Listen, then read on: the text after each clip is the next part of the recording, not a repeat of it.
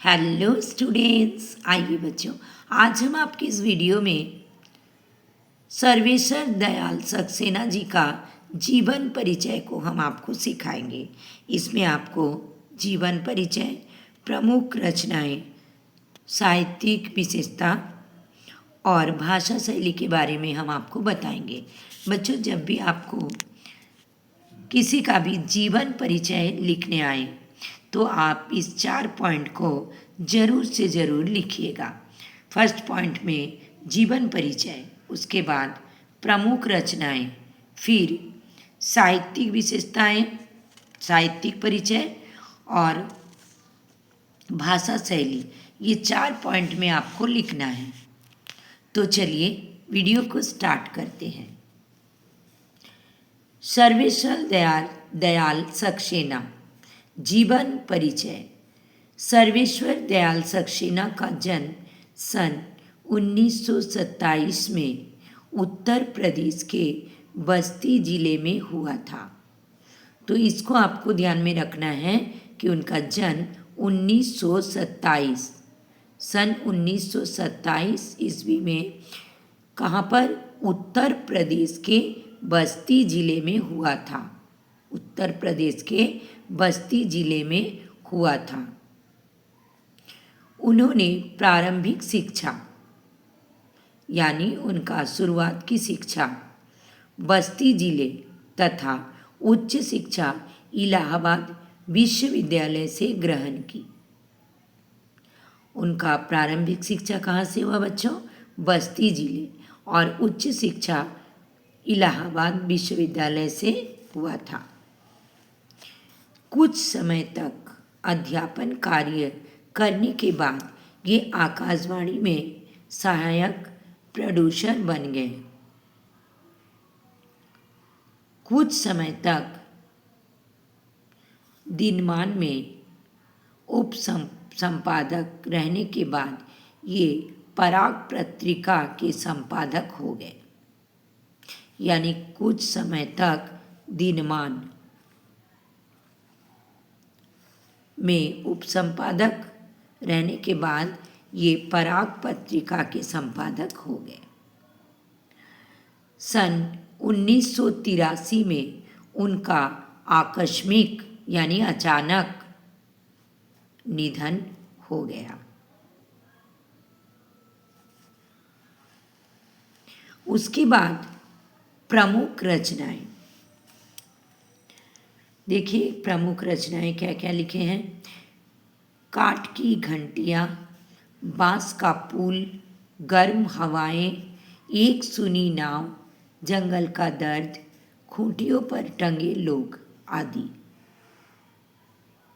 तो कम से कम बच्चों प्रमुख रचना में आप 3 या 4 जरूर लिखोगे। ठीक है, यहाँ पर हम 1 2 3 4 5 6 दिए हैं, तो इसमें से कम 3 से 4 तक आप याद जरूर करोगे। उसके बाद साहित्यिक परिचय। मध्यवर्गीय आकांक्षाओं के लेखक के रूप में सर्वेश्वर दयाल जी की अपनी एक अलग पहचान है। अतः इन्होंने मध्य वर्ग के जीवन के विविध पक्षों का मार्मिकता से चित्रण किया है।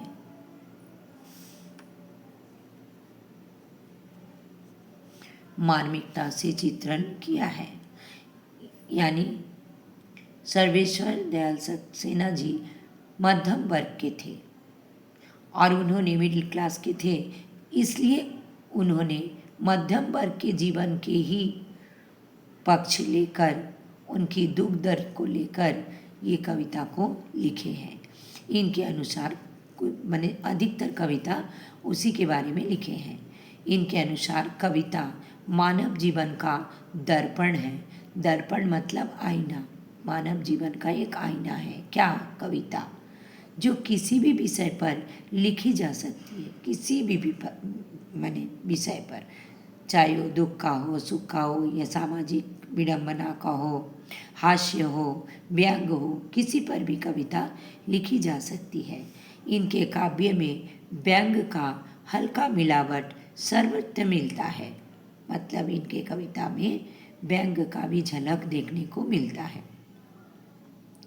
देश की विसंगतियों और सामान्य मनुष्य की स्थिति इनकी कविताओं का केंद्रीय विषय है, यानी मनुष्य की जो स्थिति है, सामान्य मनुष्य की जो स्थिति है उसके बारे में अधिकतर कविता इन्होंने लिखे हैं, और देश की जो विसंगति है उसके बारे में कविता रचना किए हैं। और अंत में लास्ट में देखिए इनकी भाषा शैली।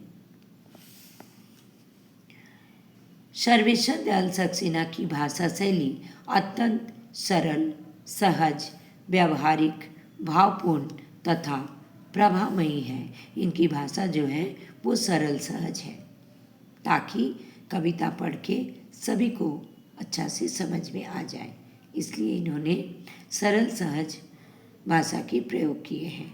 इन्होंने अपनी रचना में तत्सम शब्दों के साथ साथ, तत्सम शब्द मतलब क्या होता है बच्चों, संस्कृत का शब्द के साथ साथ उर्दू के शब्दों का भी प्रयोग किया है, यानी तत्सम शब्द संस्कृत के वर्ड के साथ इन्होंने उर्दू के शब्द, उर्दू वर्ड का भी प्रयोग किए हैं।